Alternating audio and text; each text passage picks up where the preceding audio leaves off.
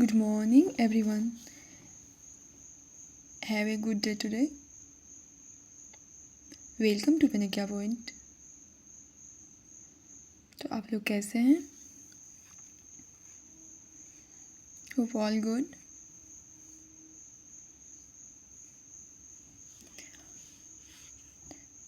तो चलिए news in depth में हम देखेंगे रोज़ की तरह 2-4 टॉपिक है, उसको हम समझने का कोशिश करते हैं। So let's start.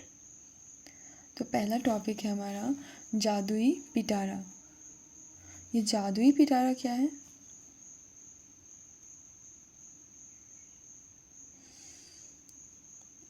जादुई पिटारा, मैजिक बॉक्स, ये क्या है, क्यों को पढ़ना चाहिए? देखो होता क्या है, वो तो बच्चा है। हम लोग अभी एकदम से विदाउट पिक्चर वाला बुक पढ़ के एकदम से लिखा हुआ रहता है, एकदम दिमाग वो बोर हो जाता है। तो ये स्पेशली बच्चे के लिए लाया गया है और ऐसा नेशनल एजुकेशन पॉलिसी में था क्या कि इस तरीके से लाना है जादुई पिटारा। इसमें होगा क्या, तो इसमें वही होगा कि प्ले बुक्स होगा, टॉयज़ होगा, पजल्स होगा, पोस्टर होगा, फ्लैश कार्ड होगा, स्टोरी बुक होगा, वर्कशीट होगा और कुछ भी चीज़ जो उस वहाँ के लोकल कल्चर को, सोशल कॉन्टेक्स्ट को, लैंग्वेज को शो करेगा। क्योंकि वो तो बच्चा अबोध है, उसको रिगरसली थोड़ी ना पढ़ाना होगा, तो उसको धीरे धीरे उसको खेल खेल में सिखाना है। कहता है ना कि खेल खेल में सिखाना है। तो इसी तरह इसको डिज़ाइन ही किया गया है कि आप बच्चे के बीच एक क्यूरियोसिटी हो, उत्सुकता जगी कि अरे और अच्छे आगे वाले बुक में और होगा, ये होगा, वो होगा। और diverse learner in the foundational stage, वो अपने फाउंडेशनल स्टेज में लर्न कर सके। इसका मोटो क्या है? ये डिज़ाइन ही हुआ है लर्निंग थ्रू प्ले, खेल खेल में सीखना, लर्निंग थ्रू प्ले पर ही डिज़ाइन हुआ। किसके तहत? Under national curriculum framework and framework के तहत, और अवेलेबल होगा ये 13 इंडियन लैंग्वेज में। अवेलेबल होगा ये 13 इंडियन लैंग्वेज में। इसका उद्देश्य क्या है कि इनरिच करे learning teaching environment and make it more child centric. Learning और टीचिंग का एक माहौल हो और बच्चे के लिए बहुत चाइल्ड सेंट्रिक हो, उसके लिए खेल खेल में सीखने वाला हो, आसान हो, उसके लिए इंजॉयफुल हो, लाइवली हो।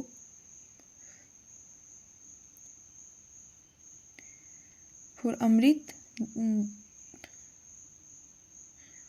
Generation as in national education policy 2020 में कहा गया था। तो ये जादुई पिटारा स्पेशली देखे तो वही है कि बच्चे को अब खेल खेल में कितना सिखा रहे हो, through pictureful books, toys, puzzles, poster. आप कोई फ्लैश कार्ड बना दिए, उस पर कोई पिक्चर ड्रॉ कर लिया और बच्चे को उसके थ्रू पढ़ा रहे। तो ये था जादू पिटारा। और इसके लिए एक पोर्टल भी है, इसके लिए पोर्टल है दीक्षा पोर्टल।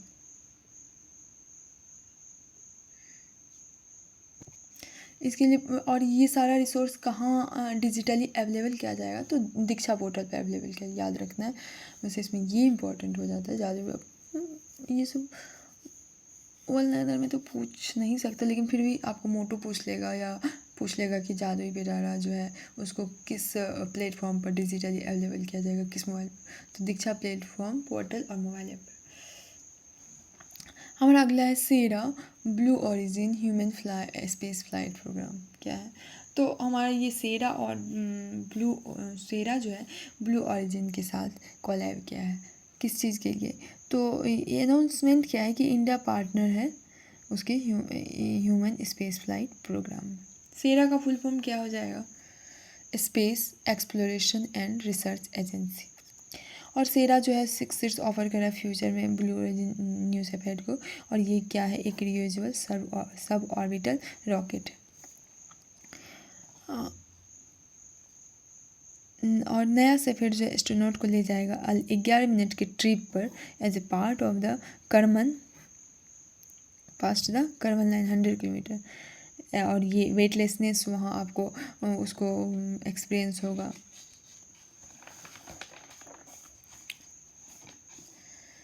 मिनिमल फिजिकल रिक्वायरमेंट उसमें कितना है, तो एलो मोर डाइवर्स और इंक्लूसिव पार्टिसिपेशन को वो एलो कर रहा है। ये प्रोग्राम जो है कम्युनिटीज़ को पावर देगा कि आप अपने एस्ट्रोनॉट्स को चुनिए, और ये इट इज पीपल और फॉर पीपल, लोगों के लिए, लोगों के द्वारा। ह्यूमन स्पेस फ्लाइट एंडेवर ये क्या है, इसका उद्देश्य है कि ह्यूमन स्पेस क्राफ्ट जो orbiting human space around the earth के चारों ओर ऑर्बिट करे, प्रोब देखे ह्यूमन के एबिलिटी को फंक्शन कितना हम स्पेस में फंक्शन कर पा रहे हैं, श्योर रिकवरी को मेक करे ऑफ एट दिस एस्ट्रोनॉट और स्पेस क्राफ्ट दोनों के श्योर रिकवरी को मेक करे। वोस्तुक प्रोग्राम क्या है, ये लॉन्च हुआ आपका 1961 में और बनाया गया था सोवियत यूनियन के द्वारा। ये सब इम्पोर्टेंट हो गया। ऑब्जेक्टिव इसका है कि aimed to put the first Soviet cosmonaut into low earth orbit and return them safety. इसका उद्देश्य यही है कि पहला सोवियत कॉस्मोनॉट को लो अर्थ ऑर्बिट में रखना है और फिर हमें सेफली रिटर्न होना है। और इंडिया इस ह्यूमन स्पेस फ्लाइट प्रोग्राम का हिस्सा है, और एक इंडियन सिटीजन अभी तक रजिस्टर भी कर दिए गए, वेरिफिकेशन चेक सब हो रहा है। हम अगला देखेंगे 46 session of world heritage committee. क्या देख रहे हैं, वर्ल्ड यूनेस्को के द्वारा वर्ल्ड हेरिटेज लिस्ट में डाला जाता है जो भी उस क्राइटेरिया को फॉलो करता है। तो चलिए देखते हैं ये क्या है। तो बस सीधा तो इतना बोला जा रहा है कि वर्ल्ड हेरिटेज कमेटी का 46 सेशन हुआ, कहाँ हुआ, कब हुआ, देखते हैं। अच्छा, होस्टेड हुआ है आपको इंडिया के द्वारा, तो इम्पोर्टेंट हो जाता कहाँ, भारत मंडपम न्यू दिल्ली 21 जुलाई से। अच्छा, विल होस्टेड होगा सॉरी 21 जुलाई से 31 जुलाई के बीच होस्ट होगा इंडिया के द्वारा, इम्पोर्टेंट हो जाता है न्यू दिल्ली। और इसका 45th सेशन कब हुआ था, कहाँ हुआ था, रियाद में इन सऊदी अरेबिया। और पहली बार कब हुआ था, और पहली बार ये भी इम्पोर्टेंट, पहली बार कौन इस कमेटी को होस्ट किया था, तो इंडिया किया था। देखिए 2-3 टॉपिक करेंट का तो हो गया कि दे देगा वर्ल्ड हेरिटेज कमेटी का 46 सेशन कहाँ हुआ था, इंडिया न्यू दिल्ली में, 45 सऊदी अरेबिया रियाद, और पहली बार इंडिया होस्ट किया था। तो सिग्निफिकेंस क्या है कि ये ना इंडिया को रखता है एज फोकल पॉइंट, किस लिए कि आप ग्लोबल डिस्कशन करो आप और अपने कल्चर हेरिटेज हिस्टोरिकल हेरिटेज को पर और प्रेजेंट कर पाओ। उद्देश्य है कि WHC वर्ल्ड हेरिटेज कमेटी का अच्छे से इम्प्लीमेंटेशन, इसका काम ही यही है। और जो है फाइनेंशियल असिस्टेंस भी ये एलोकेट करता है वर्ल्ड हेरिटेज फंड को। और अभी तक इंडिया में 42 यूनेस्को वर्ल्ड हेरिटेज साइट, ये सब बहुत इम्पोर्टेंट याद रखिए, 42 UNESCO world heritage sites India में। और अभी हाल फिलहाल हमारा 41st साइट बना था शांति निकेतन को, सितंबर 2019।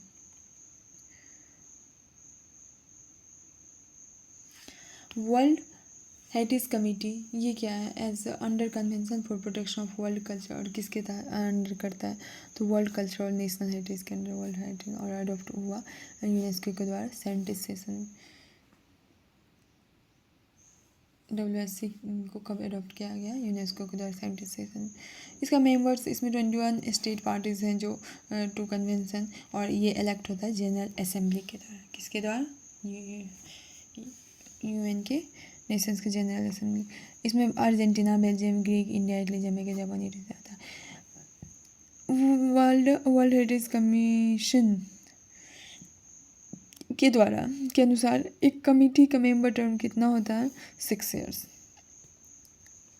याद रखना कि वर्ल्ड हेरिटेज 46 सेशन कहाँ हुआ था, तो इंडिया में हुआ था, नई दिल्ली में। और उससे पहले 45th सेशन क्या था, सऊदी अरेबिया, और पहली बार इंडिया ही होस्ट किया था।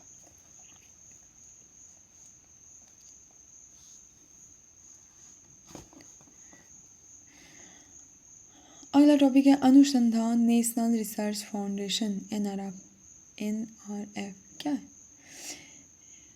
सॉरी ANRF ये जो है साइंस और इंजीनियरिंग रिसर्च बोर्ड को रिप्लेस किया। इसका स्थापना हुआ था 2008 में। प्रेसिडेंट इसका कौन बनता है, governing board president of government chair, और चेयर होता है PM के द्वारा। वाइस प्रेसिडेंट इसमें कौन बनता है, union minister of science and technology and education.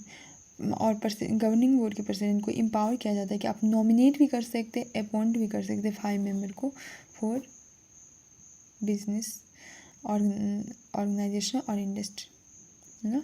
Concern क्या है, इंडस्ट्री रिप्रेजेंटेशन का लैक हो रहा है, लो प्राइवेट सेक्टर इनमें इन्वेस्टमेंट हो रहा है, China, Japan, south Korea, USA, और ये सब प्राइवेट सेक्टर जो है कंट्रीब्यूट कर रहा है 70% रिसर्च एक्सपेंडिचर। तो फुल फॉर्म रख दें ANRF के अनुसंधान नेशनल रिसर्च फाउंडेशन। वही सब फाउंडेशन का और किस किस के द्वारा, इसका प्रेसिडेंट वाइस प्रेसिडेंट गवर्नर होता है और इसको क्या पावर है, मेंस पर्सपेक्टिव से इम्पोर्टेंट है।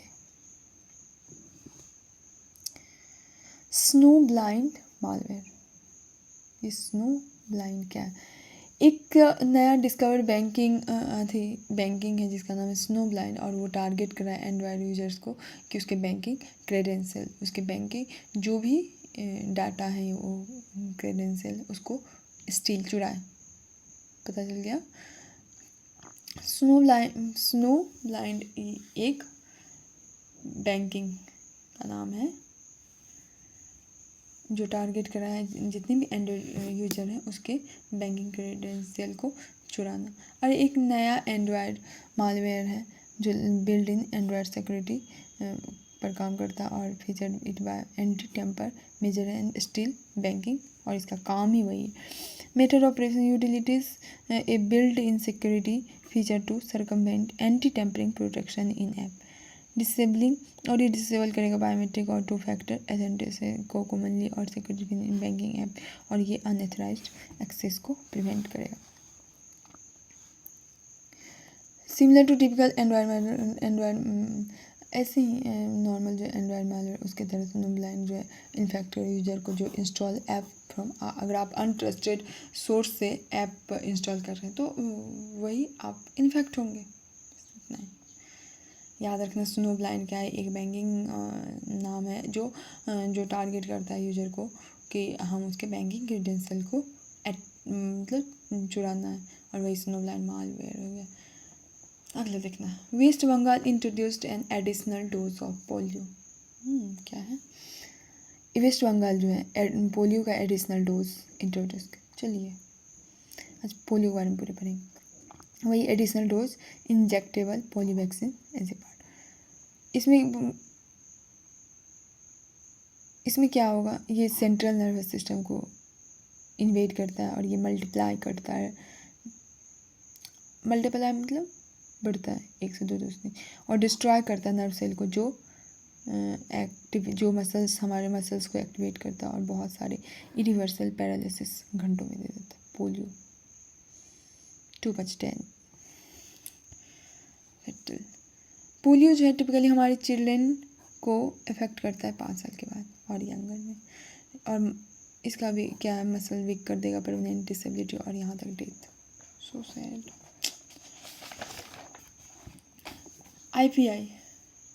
IPLA के द्वारा और UNICEF दोनों के द्वारा डाटा आया है कि 5 से 10% जो मौत हो रहा है वो जब उसका ब्रेकिंग मसल्स इमोबिलाइज हो जाता है, ऐसा डाटा। 3 तरह का होता है पोलियो, 3 तरह का, टाइप 2, टाइप 3, टाइप 1, टाइप 2। तो टाइप 2 देखते हैं, टाइप 2 वाइल्ड पोलियो वायरस, इसको ख़त्म कर देगा सितंबर 2015।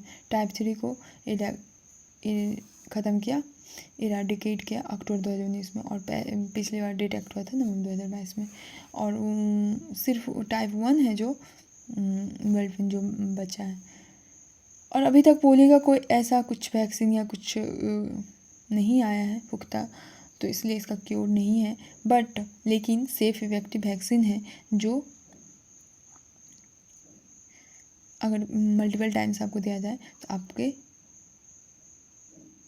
प्रोटेक्ट कर सकता है लाइफ को। वैक्सीन क्या कुछ एस्टेटिक्स फैक्ट्स देख लेते हैं। किसके द्वारा पहली बार पोलियो वैक्सीन तैयार किया गया? तो जोनास साल के द्वारा।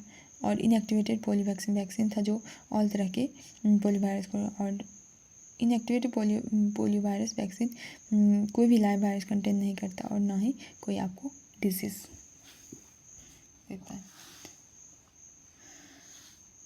और प्रोटेक्ट करता है लोगों को पोलियो डिजीज से, लेकिन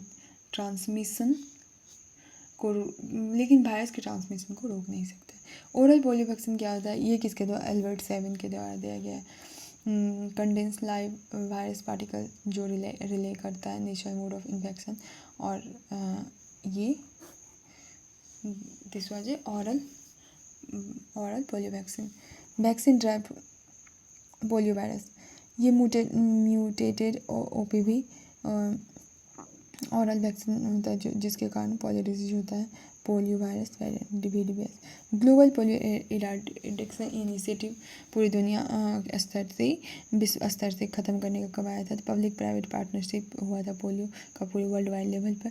गोल था कि पूरी तरह से ख़त्म करना है, और एंड जितने भी वाइल्ड वैक्सीन रिलेटेड है कंटेनमेंट सबको।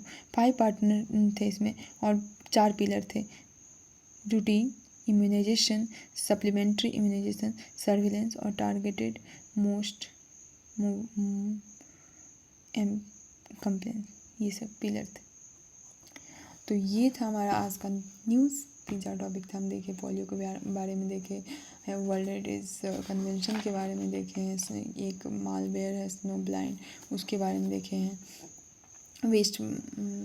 तो पोलियो कौन इंट्रोड्यूस किया था? वेस्ट बंगाल। और स्नो ब्लाइंड मालवेयर क्या ही एक बैंकिंग है जो बैंकिंग क्रेडेंशियल को चुराता है।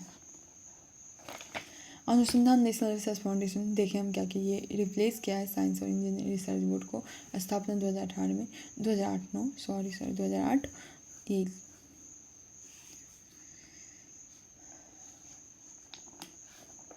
और ये वर्ल्ड हेरिटेज कमेटी का 46 सेशन था। कहाँ हुआ? इंडिया में हुआ, न्यू दिल्ली, और 45 रियाद में हुआ था, और फर्स्ट टाइम इंडिया होस्ट किया था। और सेरा जो है ब्लू ओरिजिन के साथ कोलैब करके ह्यूमन में स्पेस फ्लाइट प्रोग्राम को लॉन्च करने जा रहा है। जादुई पिटारा हम देखे थे, और इससे रिलेटेड दीक्षा पोर्टल प्लेटफॉर्म था कि जादुई पिटारा से रिलेटेड जितने भी रिसोर्स होंगे सब डिजिटली अवेलेबल होंगे दीक्षा प्लेटफॉर्म शो। तो आज के लिए इतना ही। Thank you, see you next time.